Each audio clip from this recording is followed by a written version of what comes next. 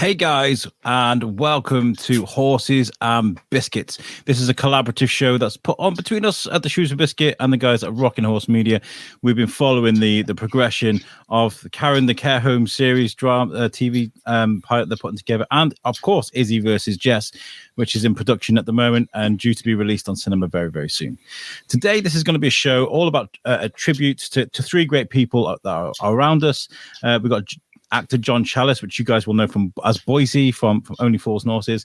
We've got Anna Karen from On the Busses, and Jack Morris is a good friend of Rockin' Horse Media. We've got all that coming up in a second. We can throw our comments and talk about the good things about these wonderful people. But what we'll do first is we'll go around the room and we'll let everybody introduce themselves. Joining us today is our good friend Simon Fisher-Becker, who you'll remember on the Reduced to Clear Biscuits episode that we did. Simon, would you like to introduce yourselves and let everybody know who you are? Yeah. Hello, I'm Simon Fisher-Becker. I've been working well with Rocking Horse, contributing to all sorts of things.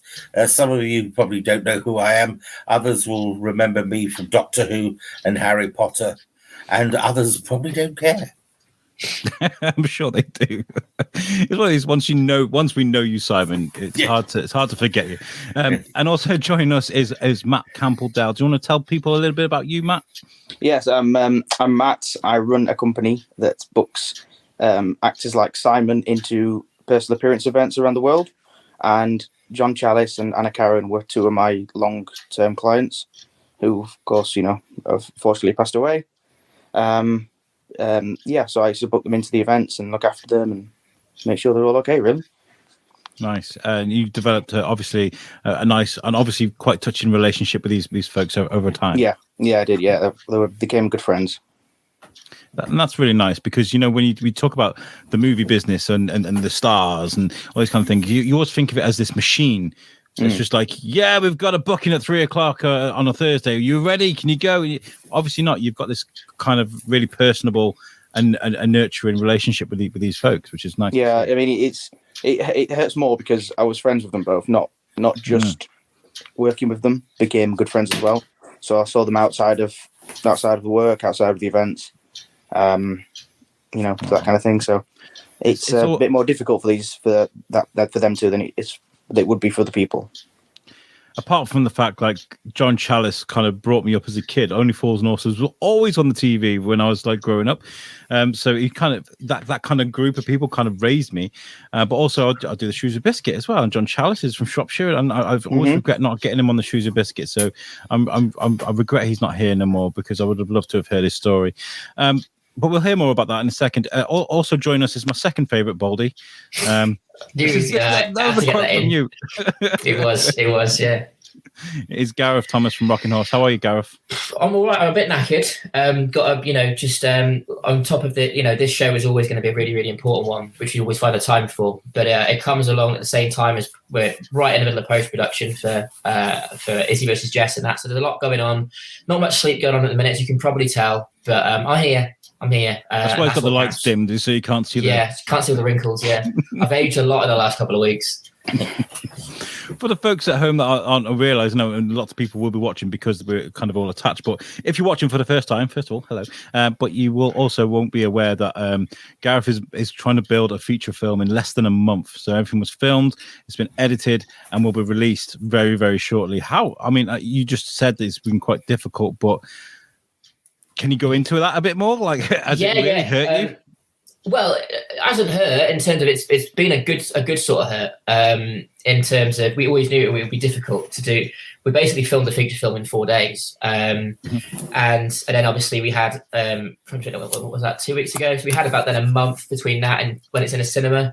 That's also got to get BBFC rated before it's in a cinema. That's still that happens this coming week. So there's that as well. We're hoping to get a particular song possibly in the credits, which we can't talk about yet unless we I keep telling you, I'm not singing. I'm sorry. He keeps begging me. He's like, Alex, will you sing us a ditty? And I'm like, no, I'm not. I'm sorry. But we had a successful crowdfunding. We raised £600 in 24 hours, which was incredible. Showed the support Izzy versus Jess has got.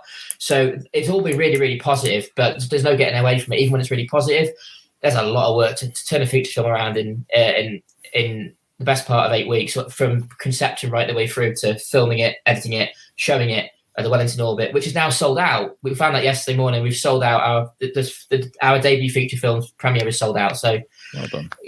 Well, thank you to you guys. And obviously Simon's in it. That certainly helps to push some tickets, and Al, all the stuff you do for it. You'll be doing our Q&A on the night. So we're looking forward to seeing you there as well. Yes, so it's a team effort. It's a team effort for everybody. But Orla and Christy as our two main characters. A 15-hour day, I think the last day was. One of us 6 months pregnant. We had a lot to do, and everyone pulled their weight and did their bit. And I'm really proud of everybody. So well done. Nearly there now. I was there for one day of you guys filming, just the one day, and it was intense. It was intense. There was one point there was like 3 hours to record like 36 shots or something, and we were it was insane. Well done to everybody that's involved with that, and well done to you, Gareth, obviously, for doing this, because I know it's like a burning desire to make something that you've been waiting 4 years to make, but also you linked it with Comic Relief. So yes. You're going to do a lot for the autistic community, and you're going to do a lot for charity as well on top of that. Yeah. So everybody that's involved with that, I firmly salute you guys. Well done. We've got a couple of comments coming in. Dan Robertson Lewis, he says, R.I.P. Jack, John and Anna. Jane Pickworth is a good friend of ours at the Biscuits. She says, yo! Hi Jane. How's it going? She says, incredible work to you. And Dan says, apparently you've been keeping yourself going with Diet Coke and chippy tea every night. It's not diet. I'm sorry, but it's actually bad. Got to be full fat Coke. Yes. Something in common with Anna Karen. Yeah. Yes. Yeah. I didn't think of that. Yeah. Absolutely. Exactly. Yeah. Luke Allen is in the chat as well. Do you remember Luke Allen? Yeah. He says, hi, everybody. Sending best wishes for this show. It was an honor to get to work with Anna last year, which we'll get into, of course. And many things she said to us over those few hours we spent with her have become recurring in-jokes within the company. And finally, we have Orla, Izzy herself. She's in the chat. She says, was such a good experience working on Izzy versus Jess. There's lots more to come. Oh, right. Yeah. So right. I said I was going before we started recording. I said I'm going to Tarantino this thing. So we're going to break it up into 3 separate parts and give each person we come here to speak about their own personal part of the show. And of course, you get in the comments as well. Offer your tributes in the comments or any comments. So first of all, let's talk about a very well-known actor in John Challis, who of course played Boycie in Only Fools and Horses. Gareth, first of all, how did you get to meet John? Well, it's weird. I actually got to know long before I met him, because when Rocky Horse was first starting out, we weren't even called Rocky Horse back then. We wanted to make a film about autism and anti-bullying. And just on the off chance, I thought I'll send him a message on Twitter, thinking he probably gets loads of requests and he won't look at it. Turns out he did, and he was almost came to this event we were holding, this auction night, to raise money for the film. Christy, who just this last couple of weeks finally got to be in a feature film about autism as Jess Andrews, we announced her that day. That was 7 years ago. Shows how long this process has been. But John Challis believed in Rocky Horse making a feature film about autism long before anyone else did. And the bittersweet part of Izzy versus Jess is that, what would he think if he was here now, because he believed in it long before anyone else did. So that's how I first came across John. It wasn't until a local comic convention in Oswestry a few years later, I managed to get him to come to that. The organizer asked me to sort of be a middleman and so basically do what Matt does for an actual job. But I was just dropping an email and seeing what happened. And he came along and he was great then. And I got to interview him then, and also went to one of his like one-man shows he did. Went to that a couple of years ago as well, which was absolutely hilarious, I have to say. So that's my experience with John. A very giving man, didn't have to be, and also a lot taller than he looks. When I met him, I was like, up here somewhere. So I was not expecting that, but yeah. Oh, I'm gutted I never got to meet him. I really am. I mean, there were opportunities there. I think there was a festival the Biscuit was invited to, but we couldn't come to, and he was there. And I believe he was at something. Was he at the Battle of Shrewsbury? I think he was at something, and I was there as well. And we were the opposite sides, and we kind of just danced around each other. So we were very, very unlucky. Matt, you worked with John as well. How long were you working with him? Well, it was one of my very first clients, to be honest. And I started doing this job when I was 16. I'm now 24. So I worked with him for about seven years or so. Yeah. He did quite a lot of events for me all over the country. He was a pleasure to work with and look after, and his lovely wife Carol. She was so funny as well, and you know, it was great to be around them both. And I knew them for about 6 years, 7 years. Did he ever lean into you and give you like words of wisdom? I've got something to tell you, young man. This is what you need to do. Did you share any experience for that with you? Yeah, a little bit. He encouraged me to continue doing what I was doing, because I went through a stage where I thought I wanted to do something different, or I wasn't sure if I wanted to do this anymore. But he encouraged me to carry on, keep doing it, and encouraged me to get more clients and just do as much as you can. And if nothing comes back, then that's my choice. But he gave me the motivation to carry on. He was one of the people that gave me the motivation. Can I just say to everybody who's a creator out there, an artist, an actor, if you've got your own business or podcast like me, and you do have those wobbles now and again, don't you, Matt? You kind of like, oh my God, why did I even start this? Yeah. I had one of them a few weeks ago, and like, it's not one of those, oh, are you okay, hun? Kind of conversations. I don't want one of them. I need someone to slap me on the face or throw water on me. Yeah, and be like, that's what it is. It'll be all right, you know. Yeah. Those conversations are worth everything to a creator. Yeah, they are, especially when it comes from somebody like John Challis as well. Mm-hmm. You know, it's because it's somebody like him who he tells me I'm doing a good job. I'm doing a good job. Then that means a lot. So that's what gave me the motivation to do it, because it was one of my clients telling me to do it. That's what helped.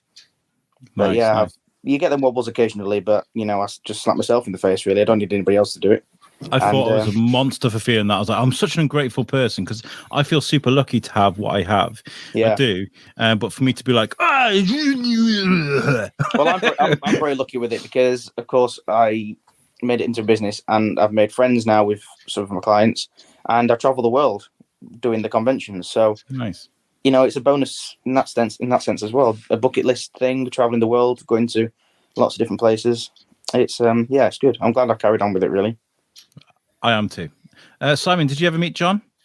Yes, of course. I met him at conventions, and the first convention I met him at, it was a 2-day event.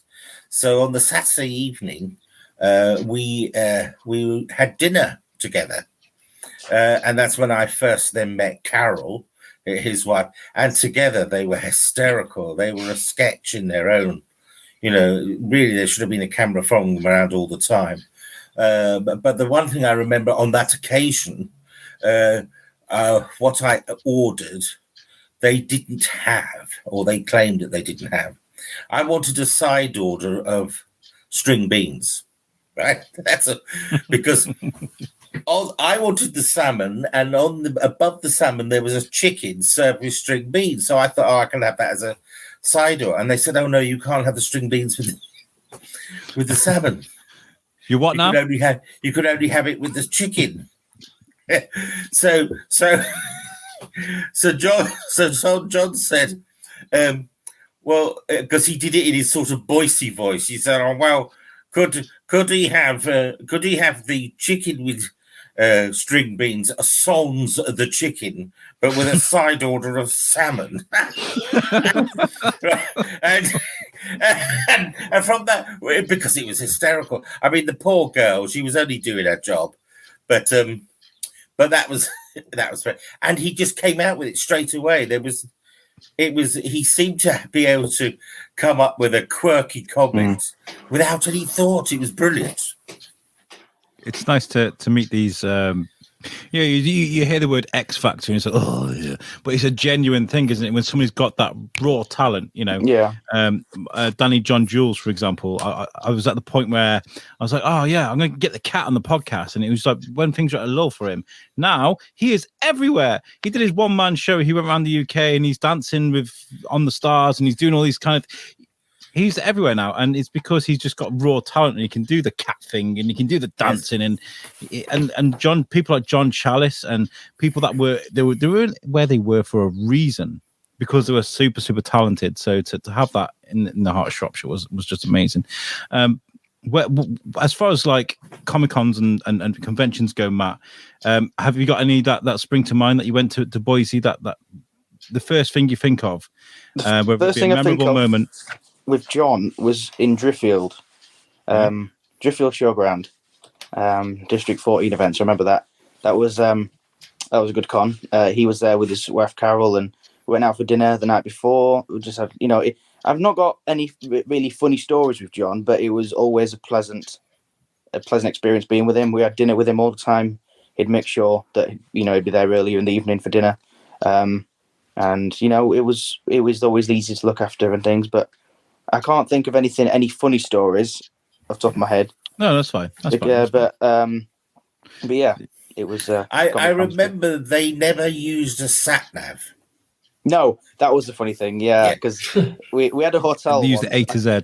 I'm not sure what events we were at, but it was somewhere in England, and there was a hotel, but it was in the middle of nowhere. There was behind another building, but it was not. There was no directions for it, and of course, they don't use a sat nav; they just used a map, and they took them an extra hour and a half on the journey around the city centre to try and find this hotel. But that's because he refused to use the sat nav because he was I don't know what's the word. He wasn't. He didn't like technology. Old-fashioned. Yeah. He wanted things to be how it was in his day. But above all, and like with most of the other celebrities that we meet, most, I would say 95%, are very genuine human beings and very, very kind. Yes, very nice people. And John definitely was very kind, but was always up for a laugh. And as I say,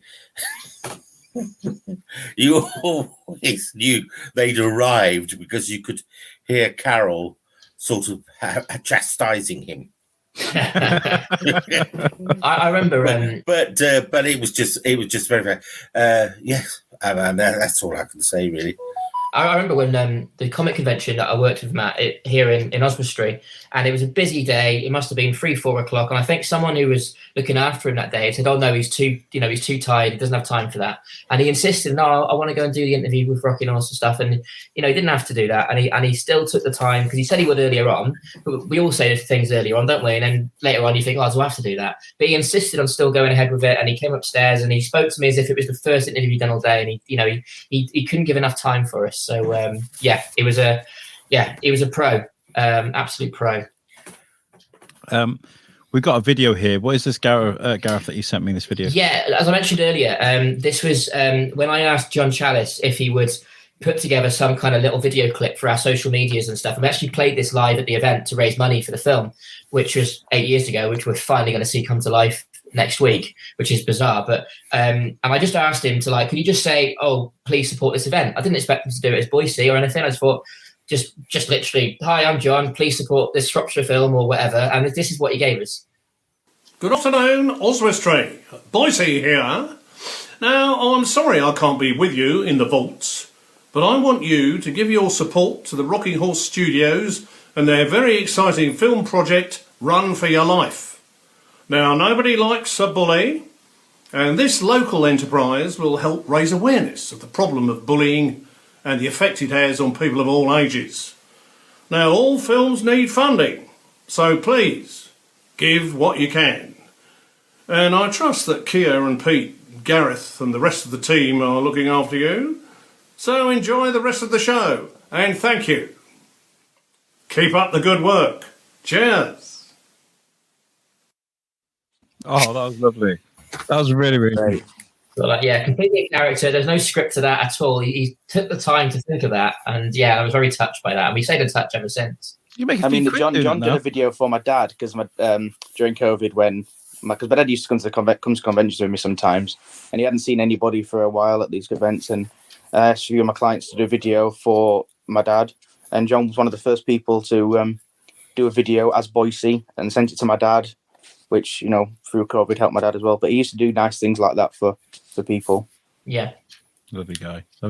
Well, I've got coffee by me. I don't know if you guys have got anything in a cup or a glass or anything near you, but I think we'll just say cheers to John. I mean, cheers. I've got nothing in my hand, but cheers. Cheers. If you guys are around, sitting around with your phone in your hand or wherever you're watching this, cheers to John. What a great guy. I'm very, very sad that I never got to work with him. Oh. But it was great. Like I said, Only Fools and Horses was always on in the background. It had that massive appeal to everybody. So, absolute legend. Now, the next person we're talking about, there's a Tarantino in this thing. Anna Karen from On the Busses. This is we got a picture of me. Here she is with you, Simon. Wow. Yes, that was in September last year. Is that the last time you saw her, Simon? The last time I saw her in person, I spoke to her on the phone only 2 weeks before she died. Right.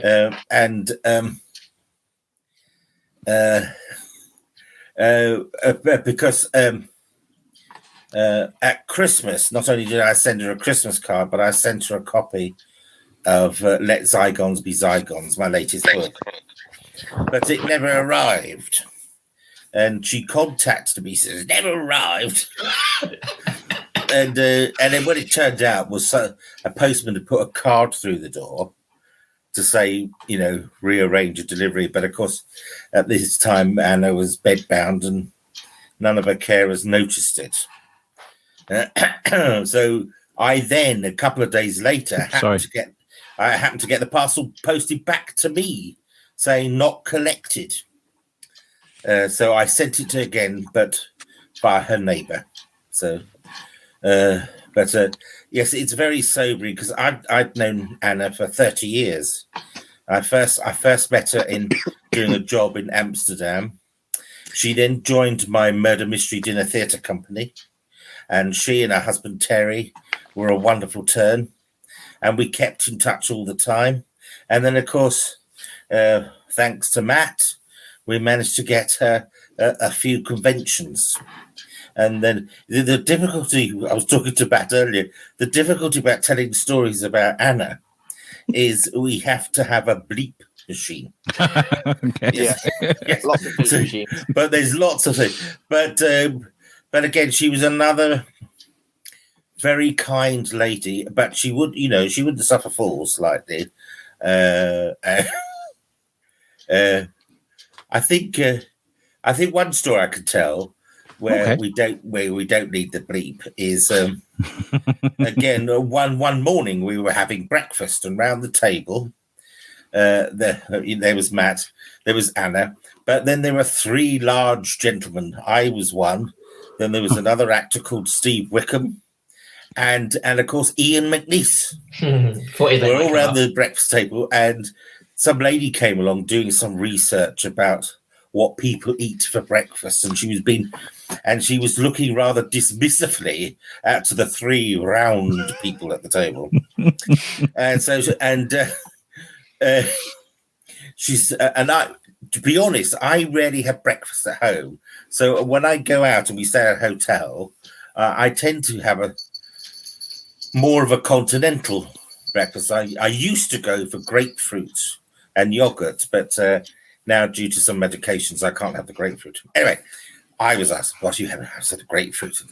And "Oh, are you on a diet?" Which was a bit offensive. Then she asked Steve Wickham, and he said what he was having, a bit of toast or whatever. She then asked Ian McNeice, and he said, "Oh yes, I'm going to have some yogurt and fruit." He said, "I will then follow that with the full English breakfast, and then some toast and jam." He then leant back and said, "And then, of course, there's the leg of lamb." right. And of course, the girl was very dismissive. She turned to Anna and hoping to get a more sensible answer. "So what are you having for breakfast?" She said, "A can of Coke and a fag."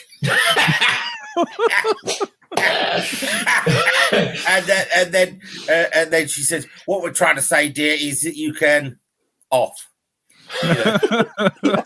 Yes, I remember that. That was funny. But it was the I forgot all about that. Coke and a fag. I forgot all about that.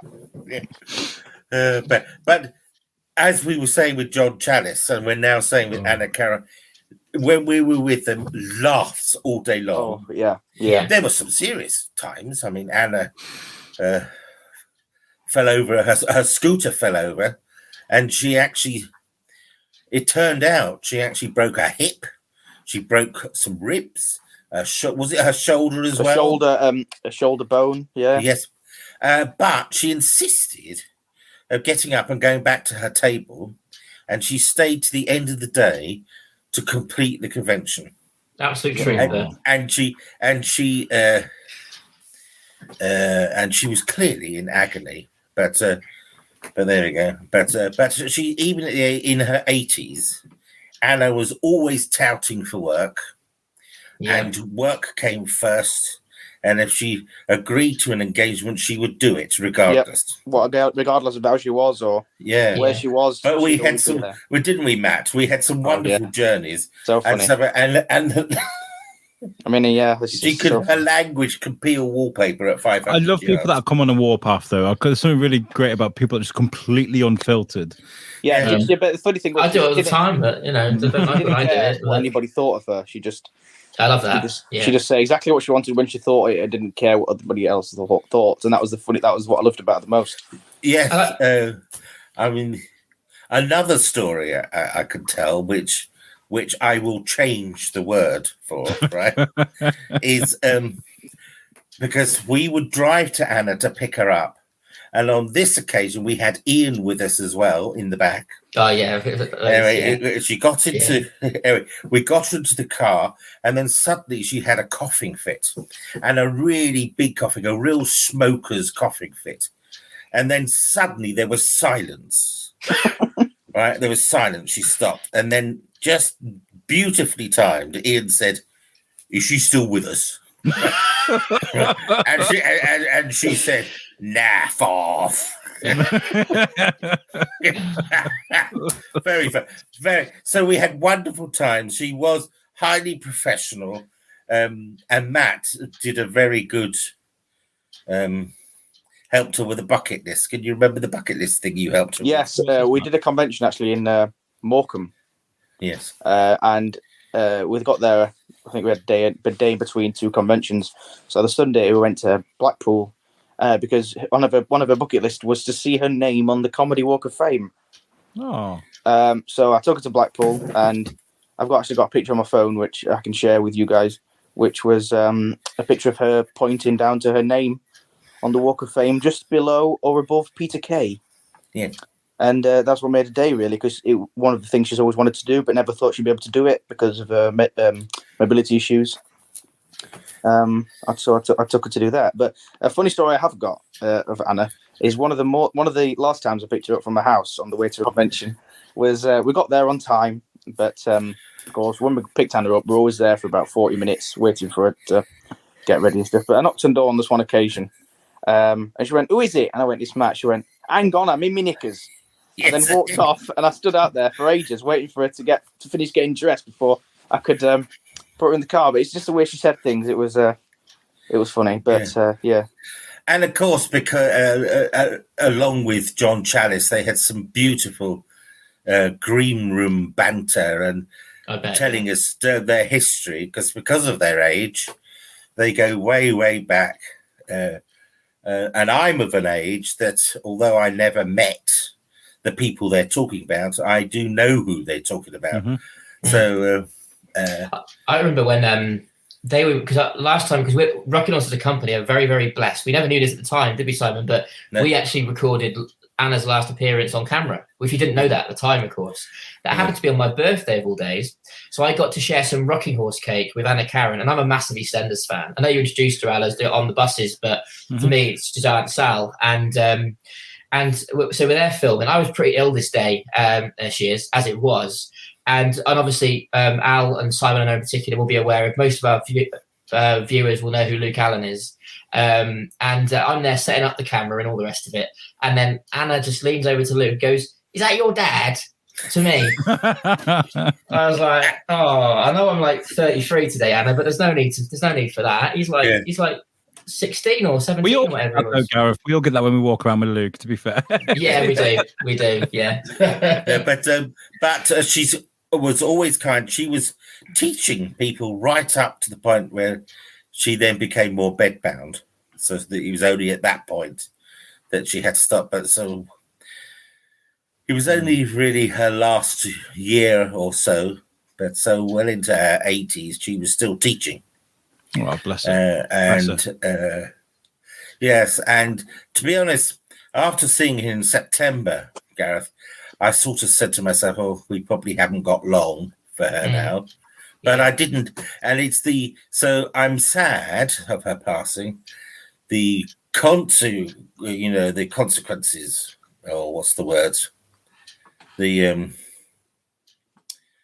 circumstances. Circumstance, yeah, sorry. Yeah, made it even worse. And of course, Anna had a Yorkshire Terrier. So then we were thinking, oh my God, did Daisy survive?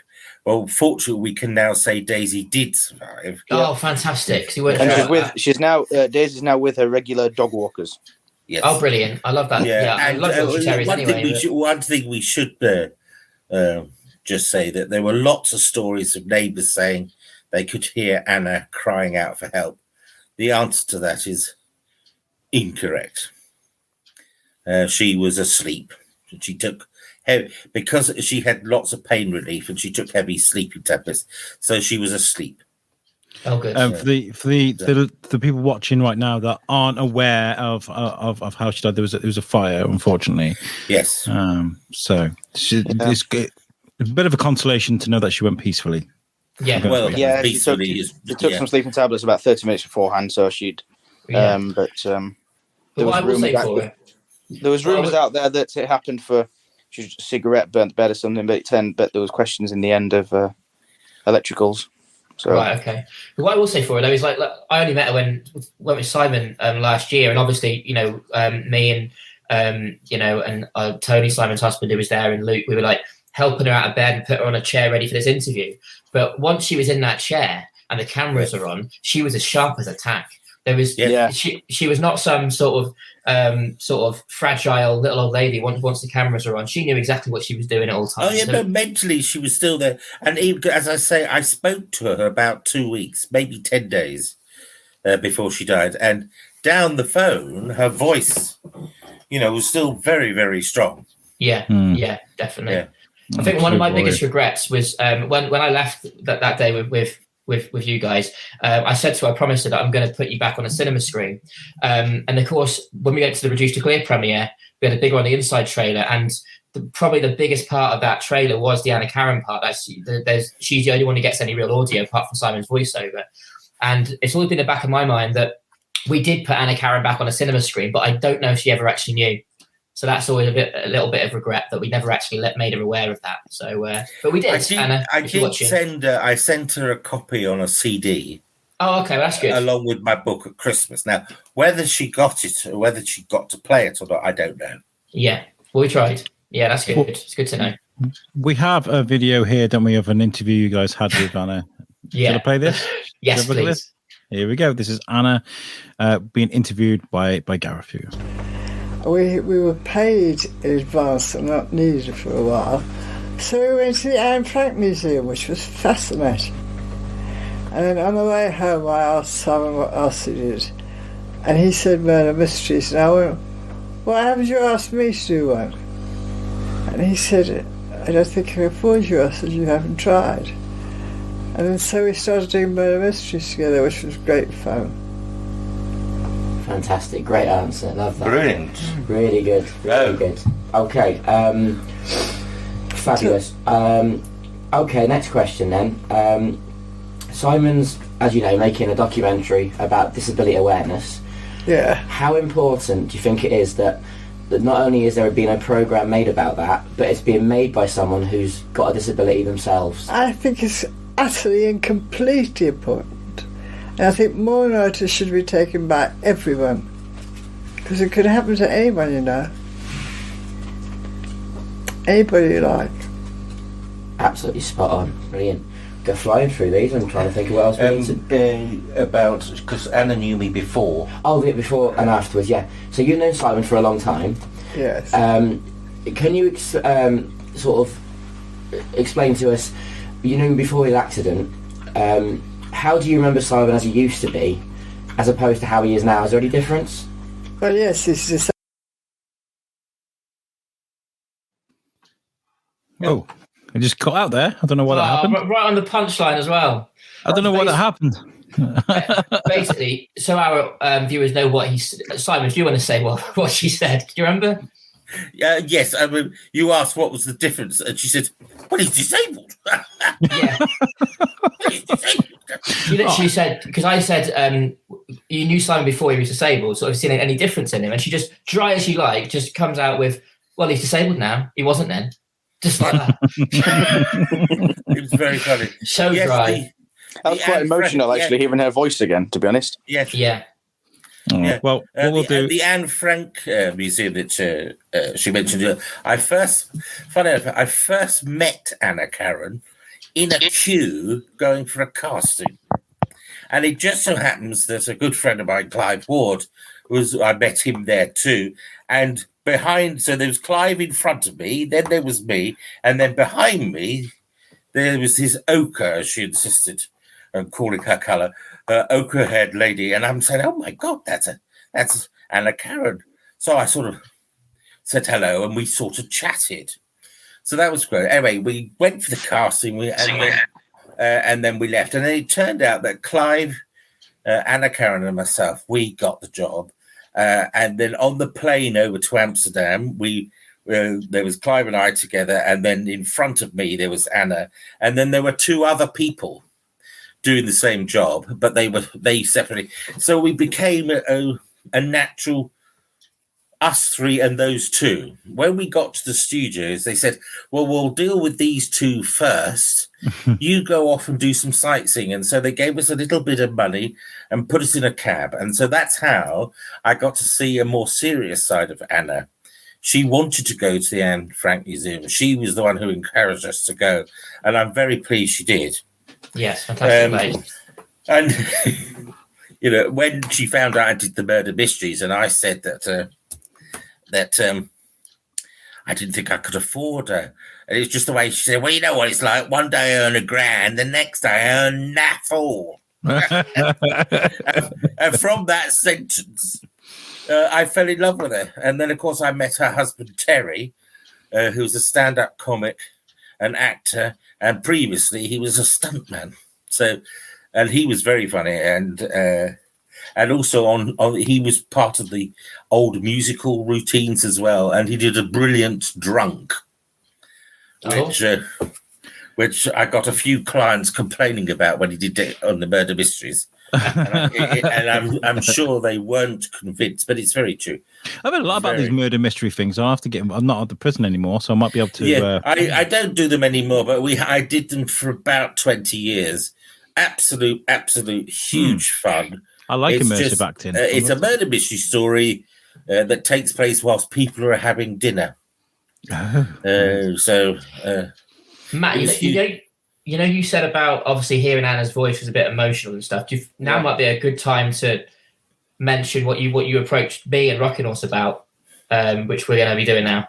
Yeah, well, I approached Gareth a couple of days after Anna died, and we're going to do a Anna Karen documentary about her life, which we're going to get different some clients and friends who knew her to say a few words and take part. That's really cool. That's really cool. Yeah. So, how long does something like that take to make? Is it something you can just put together, or is there lots of information to gather first? There's a lot to gather. And I was saying, me and Matt talked about it. I think it was yesterday. And we said about how long it will all take. And I think because we got a John Challis one on the go as well, which we've been going for some time.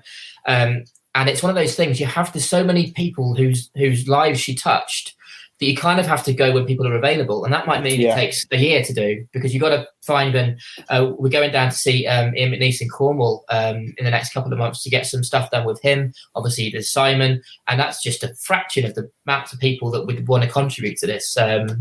Matt's come on board as a producer because he's the guy with it. When Matt asked us, I was like, it's a huge honour, but we're going to need your address book, mate. because you know everyone who needs to be on it. Because you So, file the facts, yeah. Yeah, but it's a huge honour to get asked. So I'm very grateful that Matt did come to us. It's a huge honour. Good. We're going to her funeral, which is on Friday. Oh, right, okay, Yes. yeah. So, Friday, yeah. Hopefully that's an opportunity to at least meet some other people. Yeah, maybe mention the documentary to them and see what they take part. Yeah, good idea. Let me know how that goes. Yeah, You'll have the Biscuit support with that. It goes without saying, of course. thank you, Al. And what we'll do is, again, with whatever you've got next to you with fluid, This is fitting. She loved her Coke. Yes. yeah. So cheers to Anna. Cheers, Anna. Yeah. Okay. Oh, right. Our final tribute today is about one of Gareth's friends, Jack, and I think I'll let Gareth, you take the lead on this one, please, sir. Okay. So this is probably, from my point of view, the hardest bit of this show. As awful as losing Anna and John is, they were much older. And this is never a good time to go or a good way to go. But you certainly don't want it to be to a 23-year-old in their sleep. So I think the best way to start is I've got something here that Jack's mum Joy has put together, which I'll read out now. And she said, "We would like to say thank you to Gareth for dedicating the upcoming film of Izzy vs. Jess to our precious son Jack, who passed away peacefully in his sleep from sudden and unexpected death in epilepsy. Jack had done his work experience with Gareth at Rocking Horse Studios for 2 years running. I think during the second year there was some doubt about whether the feature film would actually materialise.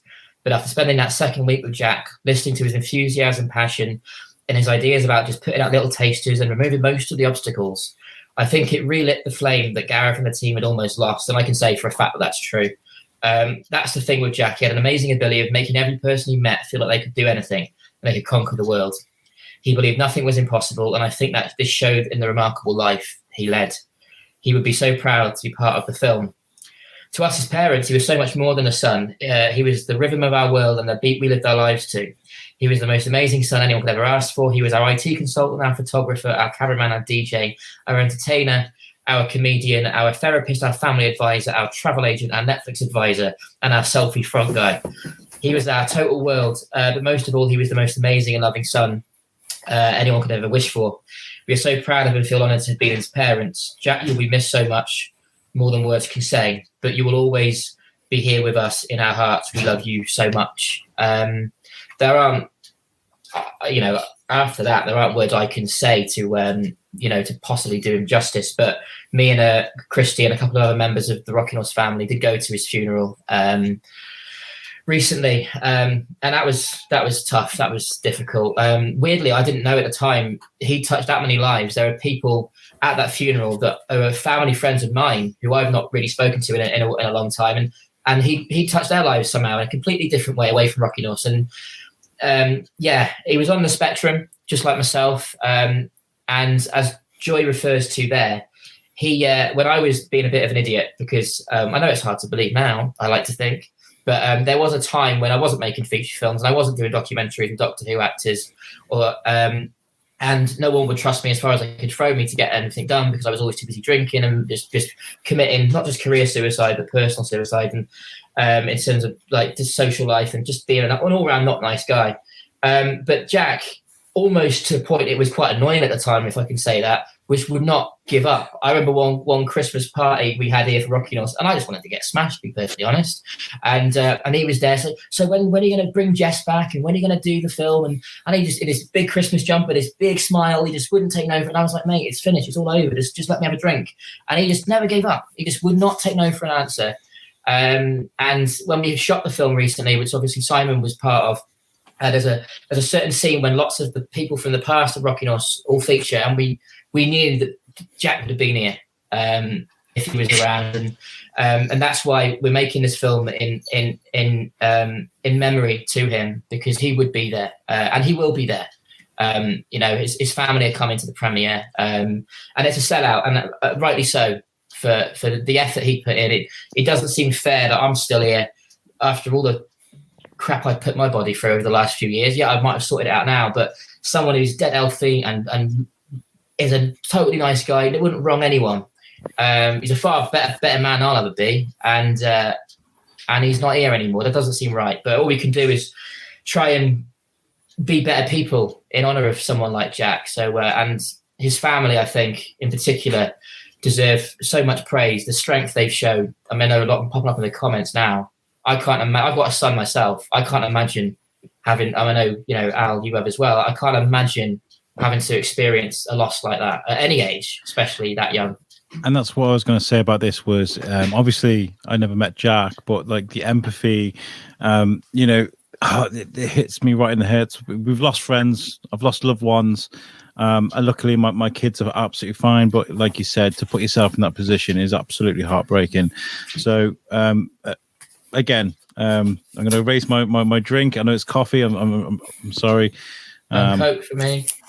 Again, I'm getting through it. To you, Jack, and thanks for kicking Gareth in the butt repeatedly. Cheers. Yes, someone needed to, and he did a very good job of it.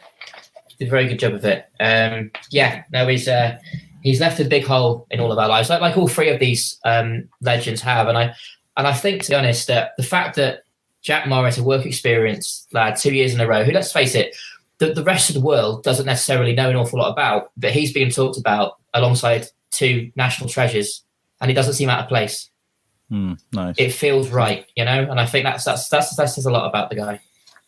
We've got loads and loads of comments coming through. You've seen them just popping up on the screen. There's so many, I can't read them all out. But Ola's got a long one here I'll read out. She says, I send all my love to Jack's family. I wish I could have met him. From all the stories I've heard from the Rocking Horse crew, I know we would have got on like a house on like wildfire on set. Such an honour to have helped concrete his memory into the world through Izzy versus Jess. Here's to you, Jack. And to everybody that's commented, thank you so much for sharing those comments. Yes, please keep them coming through, because right up until the end of the show, this will go out on Facebook. It'll stay there. It's not going anywhere. So thank you. And do you know what, Gareth? I want to say thank you to you too. You gave... Okay, so right, the way I want to put this is, you gave Jack a chance with work experience. I've had kids coming to me and asking if they can come to the Shrewsbury Biscuit on work experience. It scares the living daylights out of me. So much red tape. I'm kind of like, maybe if you're when you're 18, maybe, but like, you gave Jack a chance with work experience. You also gave Luke Allen a chance. You partnered up with him before he was 18. You're giving young people an opportunity to go out there and do these amazing things. So for that, well done, Gareth. Well done. And keep doing that. Keep offering opportunities to young actors, young producers, young filmmakers, because the world needs you. Thank you. That's very, very kind of you, but very sweet. But it's most of the Rocking Horse family. We're now lucky. We get to work with people with experience, like the likes of Simon, the likes of Matt, John Challis in his time. But bringing young people through is just as important, and it's about getting that blend of the two together. Jack was one of many work experience students who came in on work experience and never really left. Like, once they were in, it was like, okay, I've got to be here for a week for my job, from a college thing that I have to do. I get in trouble at college. But after that, they never really left. They were always coming back in to do other things. He became part of an autism awareness documentary we did. And it was just, I think that's a big part of it. I mean, I remember Jack saying to me once, because he went to a local college, which, in fairness, it wasn't really up to much, I don't think. But he said to me that the 2 years he came to us on work experience, the first year we took them into a local community venue, and they had to do a promotional video for the business, because we got the job as they were our client. And whenever work experience would coincide with either a short film we were making or a project we were doing for a client, I try and involve them in that. For what better way to get some experience than doing that? And they say that they learn more from that 1 week in Rocking Horse than they do a year in a classroom. They're just on Google, they're just YouTubing stuff. You can do that anywhere. They learn so much more. We've spoken about that, haven't we? We've spoken about that with Luke Allen, about how, because he's still doing the school thing whilst he's doing the Rocking Horse stuff. So I'm kind of like, and of course his own thing. So I'm like, how does it compete? And he's kind of like, well, I kind of learn a little bit more here than I do there, but at the same time, I appreciate. One thing, I must apologise about Jack. Sorry, bless him. I did pull a little bit of a trick on him once when I first met him. It's a bit of a risk, but luckily he took it in the right way. Him and one of his best friends, Chad, who were on work experience with me at the same time. I took them into this community venue where we were going to do this job. That Rocking Horse was hired to do a promotional video for them. Obviously, I was never going to leave them to it. I was there for the whole process.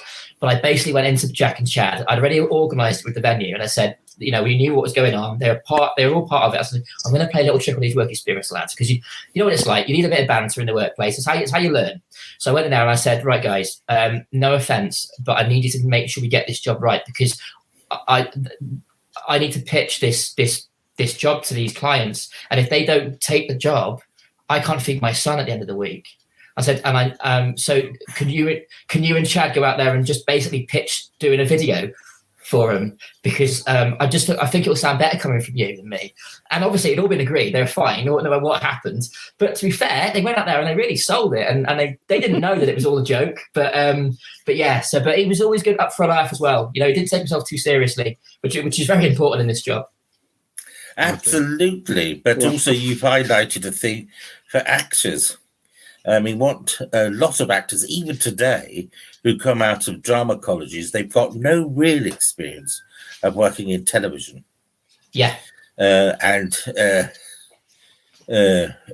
is a bit of a shock when it first hits them, because the first thing, particularly if you're doing something like a soap or something that's regular, there's very little time for rehearsal.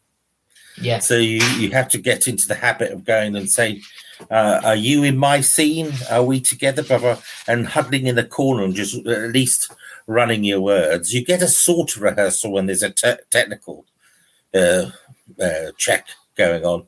But otherwise, it's just bish, bash, bosh. And I'm used to that now. I'm prepared for it now. But when it first happened to me, I was totally lost. Yeah. But... Yeah. And, you know, deal with the unexpected. And also as well, it's giving someone the license to go and learn different things. Go and be terrible at something. Go and be good at something. Just go and do it. Just go and do it. And that's where I think Rocking Horse comes in. Is like, I worked sound for a while. I realised I wasn't good at it, but Gareth gave me a chance to try being a DOP, and then I tried that. And whatever it is, you got to learn somewhere. You got to learn somewhere. I want to give a shout out. I know I brought up the comments earlier with while you were giving that great sort of eulogy there, Gareth. But like, I want to give a shout out to some of the people that are in the comments. So that there's Kevin Val Billington says loved by so many people. Joy, which I guess is Jack's mum. Am I right? Yeah. She says, thank you, Gareth. And she also added a really nice comment down here as well. It says, yes, well done, Gareth, especially treating young people with disabilities the same as everyone else. Again, I mirror that. Kelly thought your story was really funny. I thought it too, Gareth, about the trick. Sally Darby as well. She's in the chat. She said, cheers, Jack. We miss you. Brilliant nephew. There's also Karen Harris Vernon. She says, Jack was a great kid. His smile never went away. That's lovely. And Kelly Leonard there says, amazing, Gareth. There's lots of comments coming in. Should say that's Jack's sister, by the way.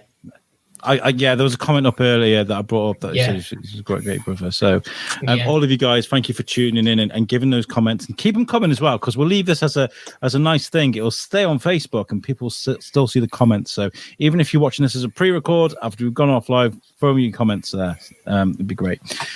Right. Okay. To everybody that we've mentioned on this show, cheers to all of you. Seriously.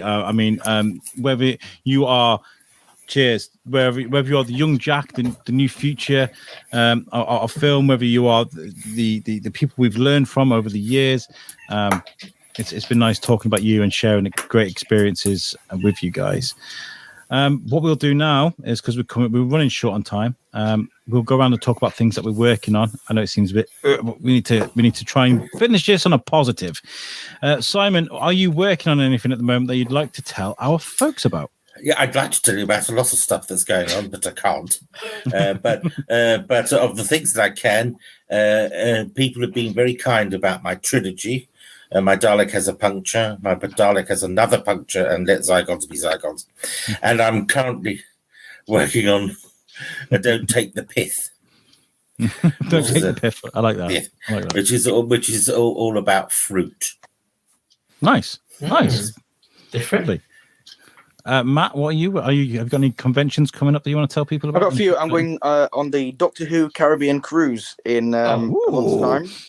Nice. Yes. Can that be part of the documentary, Matt? I know it's not Anna Karen really, but can we just make a reason for that to be part of it? That sounds like something that you need camera crew. Well, it's that. It's like it sounds like I need a cameraman with me or something. Yeah, exactly. I think so. Yeah, I like this guy. I like this guy. Yeah. So do that in a flight in about a month's time. And then I've got more abroad conventions this year than I have in the UK. But I've got Germany in October. I've got New York and Chicago TARDIS in November, and then of course within there I've got several other UK conventions within that, including Hooverville in Derby, which is where I worked with Gareth. Yes, as well. Got a few jobs coming up. I do a bit of TV background work as well occasionally when that gets offered to me. So I'm working on that, and of course at the moment as well working with Gareth to do the Anna Karen documentary. Nice. And if I'm possible, can I just give a shout out to my friend in New York, Marty? If you're still here watching, Marty, hello. I hope you're all right. Hello, Marty. Hi, Marty. How's it going, stateside? I'd love to chat to you, Matt, actually, because I run a podcast network called You Suck as well, which is US UK. And it's all about the difference between US and UK culture. So you taking Comic Cons over to America and then bringing them back over here. Well, there's a very big difference between Comic Cons in America than over here. Yeah, of course, of course. I'd love to chat about that with you sometime. Perfect. Yeah. Gareth, would you like to tell people what's going on with you? I mean, there's lots going on with you. How long have we got, folks? What does that mean to me? We've got the small matter of a feature film, 8 years in the making, which started off being 8 years in the making. Then you have to do it in 8 weeks, and now it's 8 days to the premiere, ladies and gents. So that's coming up. In fact, you can't quite see it, but I've got one of the lead actors in the office with me now. She's about to jump on for a radio interview she's doing live for that. So that's the big thing. And then beyond that, of course, we've got Henry House / Karen care home drama series led by Orla Jones's Izzy Orchard, who people can see for the first time in Izzy vs. Jess. Not the Wellington All, but you can't even got a ticket yet because it's sold out. Snooze, you lose. But Telford Priory School, Friday the 1st of April, we're doing it all again. Simon's going to be there, who actually narrates the opening of the film and appears in it himself too. So lots of reasons to come along if you're of a Horses and Biscuits persuasion. Nice. We are. Oh gosh, why? It's good, Great philosophical question. It's I good. accidentally clicked that. This is just one of those things I like to have on me. But why? Why do we do this thing? We do this thing because I think Shropshire is a wonderful place. We are the Shrewsbury Biscuit, but we cover all sorts of things going on in Shropshire. I was at Kids Fest a couple of weeks ago. That was in Telford. We spoke to amazing people around Shropshire. We followed Gareth, who is in Oswestry, there with the Rocking Horse thing, and that spreads across Shropshire as well. And there's people coming into Shropshire to make all these things. So that's why we do these things at the Shrewsbury Biscuit podcast. Please give us a follow on Facebook or on subscribe on YouTube if you're watching now. We're on Instagram and we're on Twitter as well. I'm finally starting to learn how to use Twitter as well, which is great. But also you can check out our webpage, which is the shrewsburybiscuitpodcast.co.uk. All of our content is available on there. You can click on a video, press play, and it'll play our audio straight from the website. That's if you don't want to listen to us on iTunes, Spotify, or Podbean. And our website is made for us by the lovely guys at Web Orchard. If you need a website, they'll make the perfect website for you. Right, let's get out of here, guys. This has been an amazing tribute. Yes. I think there's a really nice comment here by Karen. It says, a wonderful tribute to 3 people who left a legacy. And Joy as well says, thank you, everyone. Lovely tribute show. So thank you very much, guys. Thank you, everyone. Yeah, thank you. Great. It's been fun. Thank you very much. Catch you later, guys. Yeah, bye. See you later, guys. Bye.